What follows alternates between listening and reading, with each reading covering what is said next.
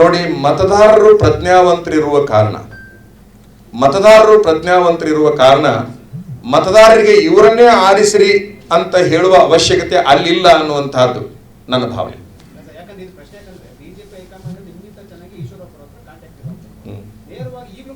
ಈಶ್ವರಪ್ಪನವರನ್ನ ಸಾಕಷ್ಟು ಬಳಸಿಕೊಂತು.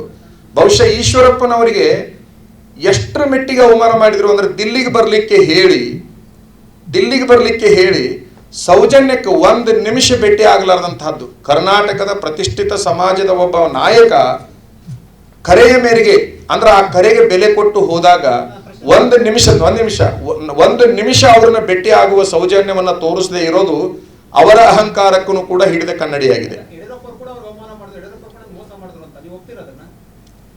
ನಾನು ಅವ್ರಿಗೇನು ಮೋಸ ಆಗಿದೆ ಅಂತಕ್ಕಂತಹದ್ದು ನನಗೆ ಗೊತ್ತಿಲ್ಲ. ನನಗೆ ತಿಳಿದ ಮೆಟ್ಟಿಗೆ ಒಂದು ನಿಮಿಷ ಈಶ್ವರಪ್ಪನವರಿಗೆ ಯಡಿಯೂರಪ್ಪನವರಿಂದ ಏನು ಮೋಸ ಆಗಿದೆ ಅನ್ನೋದು ನನಗೆ ಗೊತ್ತಿಲ್ಲ.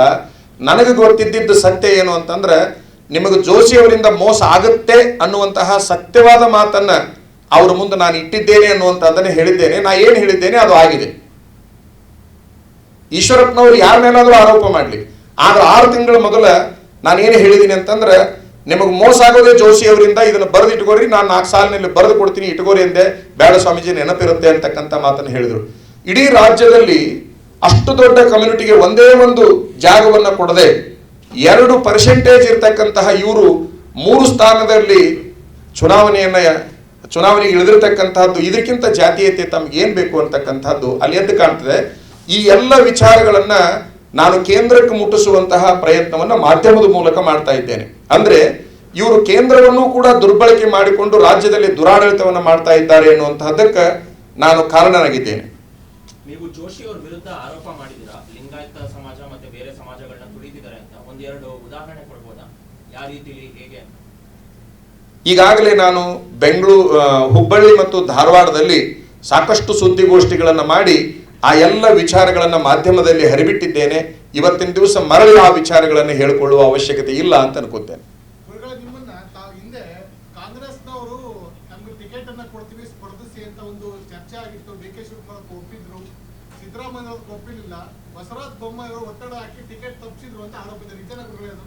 ನೋಡಿ, ಆ ಪಕ್ಷದವರು ಎಲ್ಲೂ ಮಾಧ್ಯಮದಲ್ಲಿ ಹೇಳ್ಕೊಂಡಿಲ್ಲ, ಈ ಪಕ್ಷದವರು ಎಲ್ಲಿ ಮಾಧ್ಯಮದಲ್ಲಿ ಹೇಳ್ಕೊಂಡಿಲ್ಲ. ನಾವು ಕೂಡ ಯಾರ್ದವ್ರ ಮನೆಗೂ ಹೋಗಿಲ್ಲ, ಟಿಕೆಟ್ ಕೊಡ್ರಿ ಅಂತ ಯಾರ ಮನೆಗೂ ಕೂಡ ನಾವು ಹೋಗಿಲ್ಲ. ಅದು ಹೇಗೆ ಸುದ್ದಿ ಬಂತು ಅಂತಕ್ಕಂಥದ್ದನ್ನು ಸುದ್ದಿ ಮಾಡಿದವ್ರನ್ನ ಕೇಳಬೇಕೇ ಹೊರತಾಗಿ ನೀವು ಆ ಪ್ರಶ್ನೆ ನನಗೆ ಸಂಬಂಧಪಟ್ಟಿರ್ತಕ್ಕಂಥದ್ದಲ್ಲ.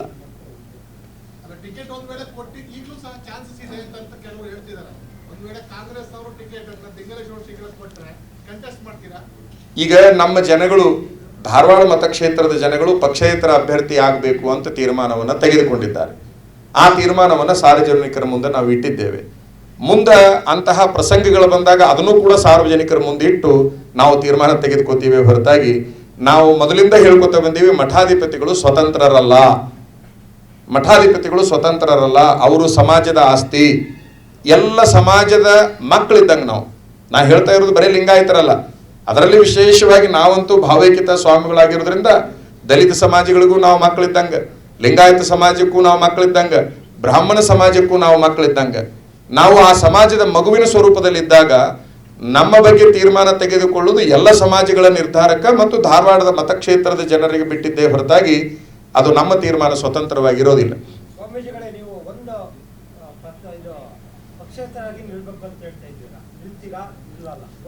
ನೀವು ಇರ್ಲಿಲ್ಲ ಅಂತ ಅನ್ಕೊಂತೀನಿ. ನಾನು ಮೊದಲನೇ ಘೋಷಣೆನ ನಾನು ಏನ್ ಮಾಡಿದೆ ಅಂದ್ರೆ, ಪಕ್ಷೇತರವಾಗಿ ಧಾರವಾಡ ಮತಕ್ಷೇತ್ರದಿಂದ ಸ್ಪರ್ಧಿಸ್ತೇನೆ, ಈ ಸಾರಿ 2024ರಲ್ಲಿ ಸ್ಪರ್ಧಿಸ್ತೇನೆ ಅಂತ ನಾ ಹೇಳಿದೆ. ಬಹುಶಃ ತಾವು ಅವಾಗ ಇನ್ನೂ ಬಂದಿದ್ದಿಲ್ಲ ಅನ್ಕೋತೀನಿ.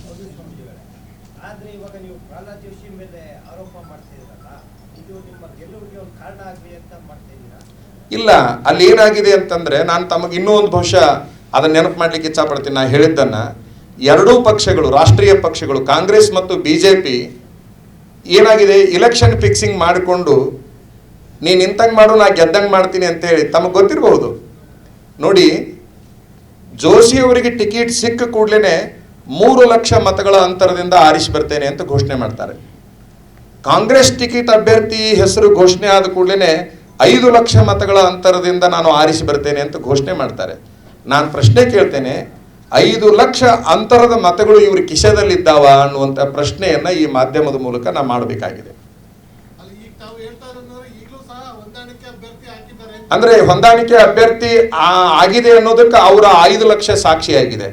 ಬಹುಶಃ ನಾನು ಸೋಲುವ ಅಭ್ಯರ್ಥಿಯನ್ನು ಹಾಕಿಸಿಕೊಂಡು ಬಂದಿದ್ದೇನೆ, ಆ ತಂತ್ರಗಾರಿಕೆಯನ್ನು ಅಲ್ಲೂ ಕೂಡ ಮಾಡುವಲ್ಲಿ ಯಶಸ್ವಿಯಾಗಿದ್ದೇನೆ.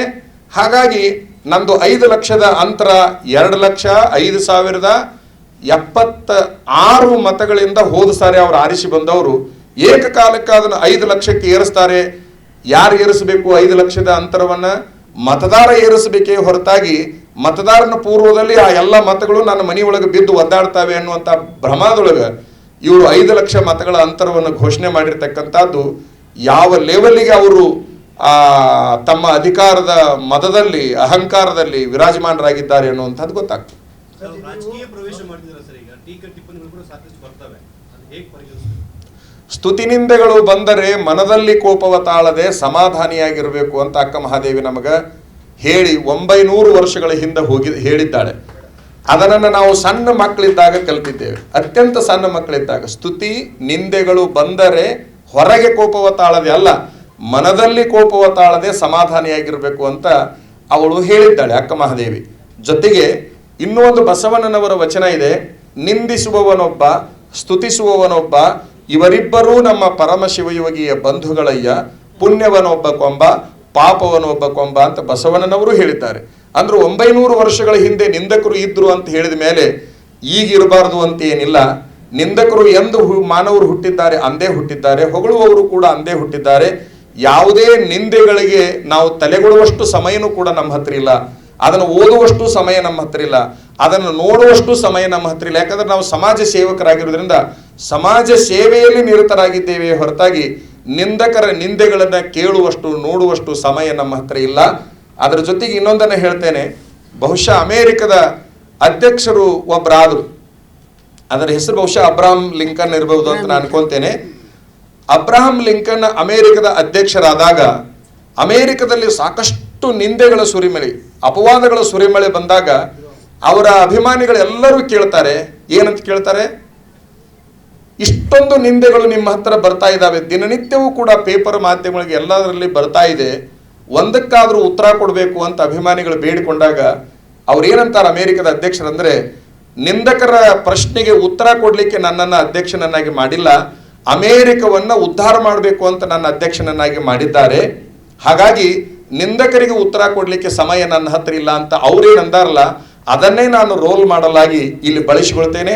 ಬಸವಾದಿ ಶರಣರ ತತ್ವ ಸಿದ್ಧಾಂತಗಳನ್ನು ಜೀವನದಲ್ಲಿ ಅಳವಡಿಸಿಕೊಂಡು ಧಾರವಾಡ ಮತಕ್ಷೇತ್ರದ ಜನತೆಗೆ ಅಷ್ಟೇ ಅಲ್ಲ, ದಕ್ಷಿಣ ಭಾಗದಲ್ಲಿ ಏನು ತಾರತಮ್ಯ ಅಡಗಿದೆ, ಇಡೀ ದಕ್ಷಿಣ ಭಾರತಕ್ಕೆ ಮಾದರಿಯಾಗುವ ಅದ್ಭುತ ಆಡಳಿತವನ್ನು ಬರುವ ದಿನಮಾನದಲ್ಲಿ ತಂದೆ ತೀರ್ತೇವೆ ಅಂತಕ್ಕಂತಹ ಒಂದು ಘೋಷಣೆಯನ್ನು ಕೂಡ ಇವತ್ತಿನ ದಿವಸ ನಾ ಮಾಡ್ತೇನೆ. ಜೋಶಿ ಅವರು ಕೂಡ ತಮ್ಮಿಂದ ಇದೇ ರೀತಿಯ ತಗೋತಾರಾಗಿದೆ, ತಾವು ಮಾಡಿದಂತ ಈಗ ಹೇಳಿಕೆಗಳು ಜೋಶಿ ಅವರು ಇದೇ ರೀತಿಯ ತಗೋತಾರಾಗಿದೆ. ಅದನ್ನ ಅವ್ರನ್ನ ಕೇಳೋದು ಬಹಳ ಚಲೋ. ಅವ್ರು ತೆಗೆದುಕೊಳ್ಳೋ ತೀರ್ಮಾನ ನಾನು ಹೆಂಗೆ ಹೇಳಕ್ಕಾಗುತ್ತೆ?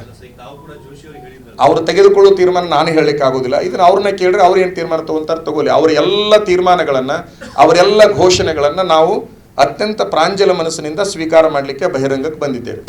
ಚುನಾವಣೆಗೆ ನಿಲ್ತೀವಿ ಅಂತ ಹೇಳಿದ ಮೇಲೆ ತಾವು ಚುನಾವಣೆ ಸ್ಪರ್ಧೆನ ಮಾಡ್ತೀನಿ ಅಂತ ಹೇಳಿದ ಮೇಲೆ ಯಡಿಯೂರಪ್ಪನವರು ತಮಗೆ ಫೋನ್ ಮಾಡಿದ್ರು ಅನ್ನೋ ಒಂದು ಮಾಹಿತಿ ಇದೆ. ತಮ್ಮನ್ನ ಬಂದು ಭೇಟಿ ಸಹಜ, ಈಗ ಸಹಜವಾಗಿ ಅವರು ಮಾಧ್ಯಮದಲ್ಲೇ ಹೇಳಿದ್ರು, ನಾನು ಸ್ವಾಮೀಜಿ ಅವರು ಕೂಡ ಮಾತಾಡ್ತೀನಿ ಅನ್ನುವಂಥ ಮಾತನ್ನು ಹೇಳಿದ್ರು. ಆ ಪ್ರಕಾರ ಅವರು ಮಾತಾಡಿದ್ದಾರೆ, ಅವರು ಚಿರಂಜೀವಿ ಮಾತಾಡಿದ್ದಾರೆ. ಬಹುಶಃ ನಮ್ಮ ಧಾರವಾಡ ಭಾಗದಲ್ಲಿ ಯಾವ ರೀತಿ ಸುದ್ದಿಯನ್ನು ಹರಿಬಿಟ್ರು ಅಂತಂದ್ರೆ, ಯಡಿಯೂರಪ್ಪನವರು ನಿಲ್ಲಿಸಿದ್ದಾರೆ, ಜಗದೀಶ್ ಶೆಟ್ಟರ್ ನಿಲ್ಲಿಸಿದ್ದಾರೆ, ವಿಜಯೇಂದ್ರ ನಿಲ್ಲಿಸಿದ್ದಾರೆ, ಕಾಂಗ್ರೆಸ್ನವರು ನಿಲ್ಲಿಸಿದ್ದಾರೆ. ತಮ್ಮನ್ನು ತಾವು ಸುಧಾರಿಸಿಕೊಳ್ಳುವ ಸಲುವಾಗಿ, ತಮ್ಮ ದುರಾಡಳಿತವನ್ನು ಮುಚ್ಚುವ ಸಲುವಾಗಿ, ತಮ್ಮ ಮೇಲಿರುವ ಅಪವಾದಗಳನ್ನು ಮುಚ್ಚಿ ಹಾಕುವ ಸಲುವಾಗಿ ಯಡಿಯೂರಪ್ಪನವ್ರ ಮೇಲೆ ಹಾಕೋದು, ಕಾಂಗ್ರೆಸ್ಸಿನ ಮೇಲೆ ಹಾಕೋದು, ಜಗದೀಶ್ ಶೆಟ್ಟರ್ ಮೇಲೆ ಹಾಕೋದು. ನನಗೆ ಜಗದೀಶ್ ಶೆಟ್ಟರು ಬಹಳಷ್ಟು ವಿನಂತಿ ಮಾಡಿಕೊಂಡ್ರು, ತಾವು ಹಿಂದಕ್ಕೆ ಸರಿಬೇಕು ಅಂತ. ಯಡಿಯೂರಪ್ಪನವರು ವಿನಂತಿ ಮಾಡಿಕೊಂಡ್ರು, ಕೇಂದ್ರದಿಂದ ಬಂದಿರತಕ್ಕಂಥವರು ಕೂಡ ನನಗೆ ಬಹಳಷ್ಟು ವಿನಂತಿ ಮಾಡಿಕೊಂಡ್ರು.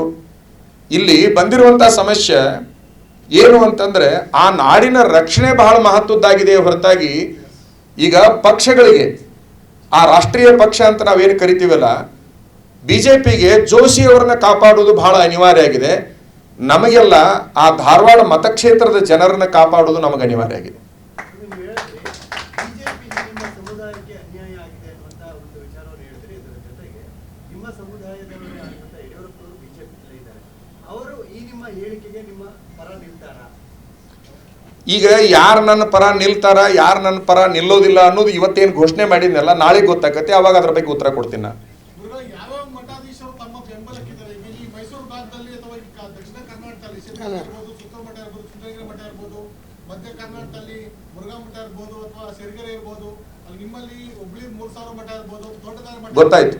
ಈ ಅಲ್ಲ ಪ್ರಮುಖ ಮಠಗಳಲ್ಲಿ ಯಾವ ಮಠಗಳು ತಮ್ಮ ಬೆಂಬಲಕ್ಕೆ ನಿಂತಿವೆ? ಲೋಕೋ ಭಿನ್ನ ರುಚಿಹಿ ಅಂತಕ್ಕಂಥದ್ದು ಒಂದು ಮಾತಿದೆ. ಎಲ್ಲರೂ ಒಂದೇ ನಿರ್ಧಾರಕ್ಕೆ ಬರಬೇಕು ಅಂತಕ್ಕಂಥದ್ದೇನಿಲ್ಲ. ಕೆಲವರು, ಈಗ ಉದಾಹರಣೆಗಾಗಿ ನಮ್ಮ ಧಾರವಾಡದ ಪ್ರತಿಷ್ಠಿತ ಮುರುಘಾ ಮಠದ ಸ್ವಾಮಿಗಳು ಅತ್ಯಂತ ಪ್ರಾಂಜಲ ಮನಸ್ಸಿನಿಂದ 2 ಸುದ್ದಿಗೋಷ್ಠಿಗಳಲ್ಲಿ ಒಂದು ಮೀಟಿಂಗ್ನಲ್ಲಿ ಪಾಲ್ಗೊಂಡಿದ್ರು. ಅವರು ಪಾಲ್ಗೊಂಡು ತಮ್ಮ ನಿರ್ಧಾರವನ್ನು ಘೋಷಣೆ ಮಾಡುವಾಗ ಮಗ್ಗಲು ಕೂತ್ಕೊಂಡಿದ್ರು. ಮರುದಿವಸ ಅವರಿಗೆ 8 ಜನ ಆ ಪಕ್ಷದವ್ರನ್ನ ಕಳಿಸಿ ಅವ್ರ ಮೇಲೆ ಮಲ್ಕೊಂಡು ಸ್ವಾಮಿಗಳನ್ನು ಎಬ್ಬಿಸಿ ಗುಂಡಾಗಿರಿಯಲ್ಲಿ ವರ್ತನೆಯನ್ನು ಮಾಡಿ ಇವರು ತೆಗೆದುಕೊಂಡು ಹೋಗಿರುವ ಪತ್ರವನ್ನು ಅವರ ಕೈಯಲ್ಲಿ ಕೊಟ್ಟು ಇದನ್ನು ಓದಬೇಕು ಅಂತೇಳಿ ಓದಿಸಿ ವಿಡಿಯೋ ಮಾಡಿಕೊಂಡು ಅದನ್ನು ಸಮಾಜಕ್ಕೆ ಹರಿಬಿಟ್ಟಿದ್ದನ್ನು ನೋಡಿದರೆ ಬಹುಶಃ ಮಠಾಧಿಪತಿಗಳು ಬಾಯಿ ಬಿಡಬಾರದು, ಮಠಾಧಿಪತಿಗಳು ಯಾವುದೇ ಅವ್ರ ವಿರುದ್ಧ ಮೀಟಿಂಗ್ಗಳನ್ನು ಕೂಡಬಾರ್ದು.